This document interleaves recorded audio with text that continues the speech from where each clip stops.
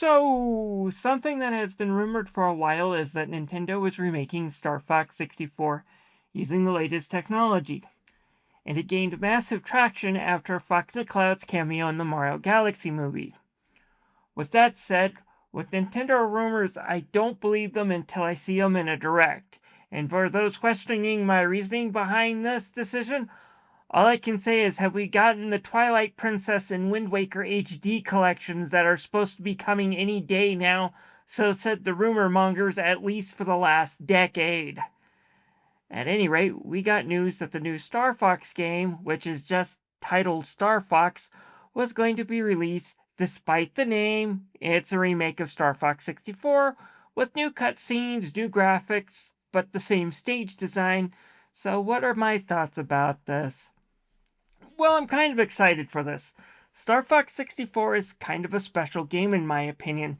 It's the last major release for a major console of a game I would call truly retro.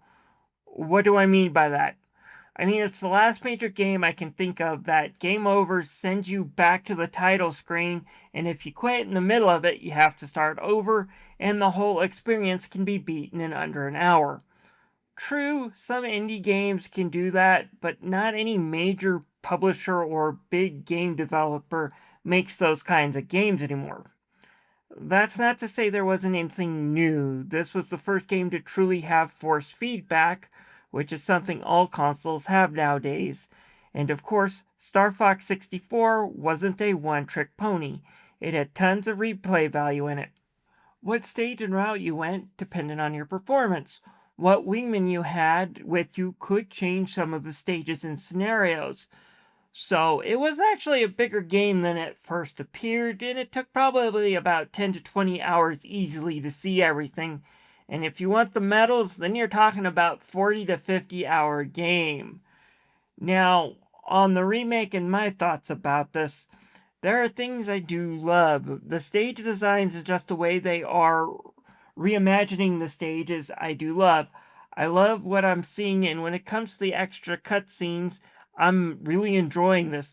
No longer do we have a simple text scroll, rather we see James McCloud's doomed mission to Venom and the betrayal of Pigma, and I do love that. The voice acting looks top notch, and Nintendo is making it so you can play with a mouse if you want to give it a Wing Commander vibe, or you can even play it with an N64 controller if you crave that retro feeling. And I might just try some of the online modes too. And although I probably won't use them, I think the VTuber-esque avatars you can put on as Fox and crew isn't a bad decision, and it's pretty much a lot of good things going for this. Also, the price, while it's not great, it isn't bad. It's $50, which is still $10 less than Link's Awakening. And unlike Link's Awakening, it seems like there's a lot more work behind this, so I don't mind the $50 price tag. So, what's on the bad side? Well, there are a few things that do bug me. If you own a Switch and got the expansion pack, you already have the original N64 game available to you. This is the place where I recorded this B-roll footage after all. And again, it's going to go back to, is it worth $50?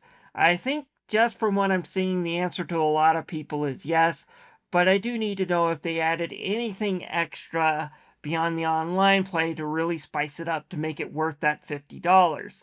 Second, this isn't the first time Star Fox 64 has been remade with better graphics. The 3DS version didn't do a half bad job updating, and it still looks fantastic. The quicker nature of the game didn't make it exactly so I can enjoy everything Nintendo had put into it, but yeah, I would say it was pretty good. And yes, this isn't the first time Nintendo has redone this story. It seems like half of the Star Fox series is a reboot, and it all goes back to Fox having to fly from Cornelia to Venom in order to defeat the evil Andross. Why does this keep happening, and why do they have to keep rebooting? And I think I have an easy answer for that, and that's because every time they do a Star Fox sequel, Nintendo feels like they have to reinvent the wheel. He's got to be a Legend of Zelda style adventure game, or a strategy game rather than what Star Fox does best, which is to be a simple on-rail shooter. But I guess I should go over what bothers me the most and what I have to criticize the most.